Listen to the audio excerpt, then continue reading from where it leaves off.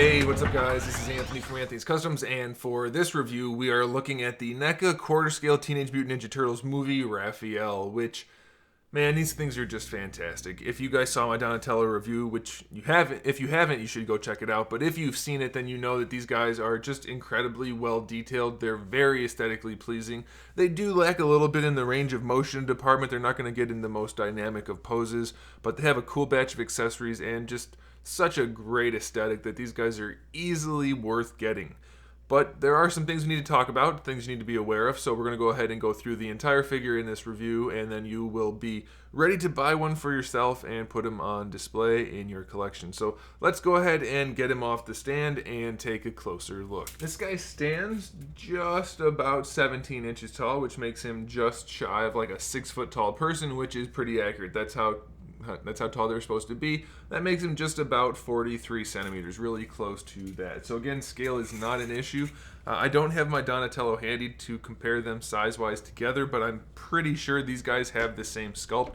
They even have the same biceps, which is accurate to the movie. Whether or not Leonardo and Michelangelo will have the same size to them, I guess we'll have to wait and see, but I know they have their unique arm sculpts. At least everything they've shown does confirm that, so that'll be really nice. I'm kind of hoping they have their various sizes because they weren't all the exact same height in the movie, but we'll see. Even if it doesn't, I think that's something we can live with because these guys do look great. I'm very happy about that. So these guys, the paint job on this guy is nice. We have the various shading throughout all of the green. We have a little bit of that brown mixed in.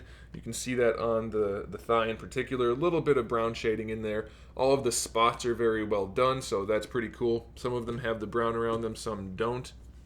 I'm hoping that's how it's supposed to be. I know my Donatello was missing one of the black spots on the brown, but I don't seem to have any of that issue on this guy, so that's fine. The shell has nice shading and texturing throughout. The strap around the waist is very nicely detailed. You can see the little rivets and things on there, so that's cool. Mine does seem to be glued on a little bit crooked, so I'm going to try to adjust that, maybe take it off, hopefully, and adjust it some. I don't know if it's absolutely necessary, but I might do that. We have nice shading throughout back here. All of the elbow pads and bands and things are really nicely sculpted and shaded, so that's really cool. And then the shell also very nicely done. Interesting thing, the shells are not all the same in the movie, so I'm going to have to go back and check to make sure that's the case for the first movie also, but I know at least in the second one they have different shells, so hopefully we don't all have the same shell on the figures. But again, it's not going to be the biggest deal if that ends up being the case. Not sure what's going on here. It's really shiny, but oh well. So one of the good things about this guy is his spots, like those black spots on the top of his head, not the little ones, but these big like airbrush spots are not anywhere near as drastic or extreme as Donatello's, so that's a really good thing. He does still have the spandex headband, which is very nicely done. There is some shading in there. There's some plastic in here that I didn't see on Donatello, so I don't know if Raph's is just not covering it up properly or what, but it's not a huge deal. So it's nice that they have the cloth headband. And then the face itself, which you've been already looking at for a while, but I'll mention it anyway, very nicely detailed, such that even the teeth, they look really good, but they even did the upper teeth, which I didn't even think were in there at first, but the upper teeth are in there. It's all very nicely painted. The eyes look good.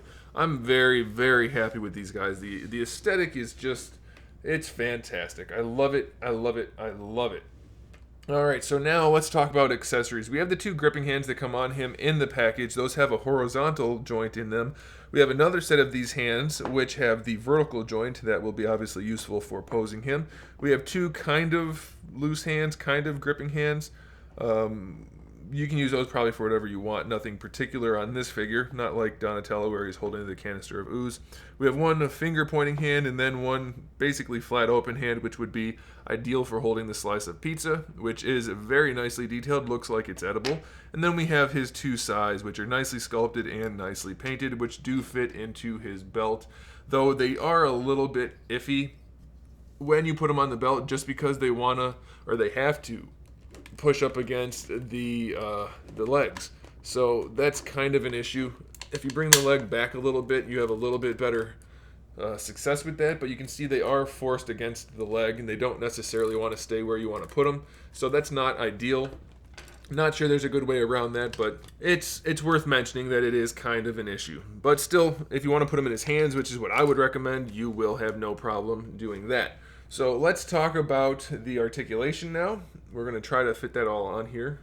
It's always tricky to review these big figures, but we're gonna make it happen. The head, surprisingly, Donatello's was very stiff. This guy's works very nicely, so you can definitely make use of that double ball peg. The rotation is just fine, but you can lean it no problem at all. Basically any direction you want to. He can't look so far up, but that's pretty far up, so that's pretty good.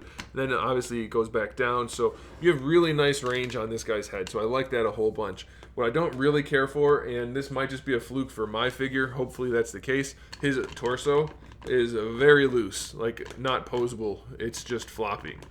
But that does show you do have a diaphragm joint in there, which will allow you to rotate him a little bit. It's not loose in that way. In fact, I can't get it to stay rotated, but you can lean, which will be helpful for posing also. Hopefully, well, there's the lean. It doesn't want to stay like that either. And that's a bummer, but since it's not a vital piece of articulation, I guess I can live with it, but hopefully yours is not like that. For the shoulders, we do have a ball hinge, although there's no swivel, so it's really just a swivel hinge. So it'll swivel in that you can rotate the arms all the way around this way, no problem at all. And then you can use the hinge to bring the arms out, though they don't go completely horizontally due to the sculpt, so it is kind of limiting. You're not going to get the most posability out of the arms. You're going to have to get kind of creative with the bicep swivel that comes down here, and then it's a double jointed elbow. So you're going to have to get a little bit creative in posing him. And the elbows don't have the best range. Like I mentioned before, these guys are not going to be in the craziest of poses, but that is a sacrifice that you're going to have to be willing to make for the aesthetic. If that's okay with you, then you won't have a problem with it. If it's not okay with you, then, well, that's up to you. You can do whatever you want.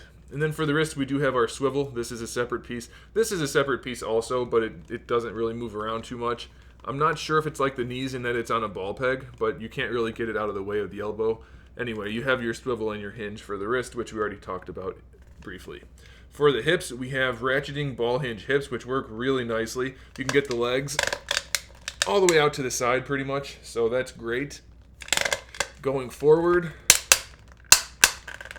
you can actually go pretty far forward, so it does throw them off to the edge a little bit, but this is a soft piece, so you can get the legs out there. More than I thought.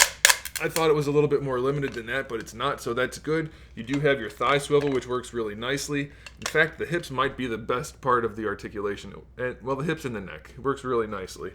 Then we have our double... Actually, I'm pretty sure it's just a single-jointed knee. I can't get the knee pad out of the way to check because it's connected up front with a double ball peg and it only adjusts a little bit. I'm pretty sure it's just a single-jointed knee, though, but it doesn't give you that much range, so it's pretty limited there.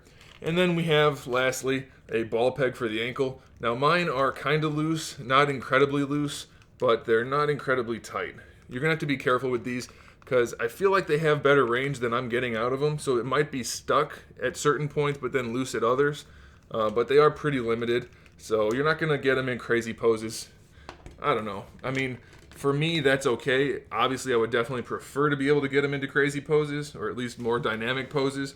But as good as these things look, I'm going to be more than content with what I can do with it. And especially for the price point. You're talking about $100 for a figure like this, where we're paying $80 in some cases for like a 6-inch figure from other companies. So I am more than okay with these guys. They're fantastic. I absolutely love them and I absolutely recommend them. He should be in stock at Big Bad Toy Store very soon, so if you want to get one, check out the link in the description below.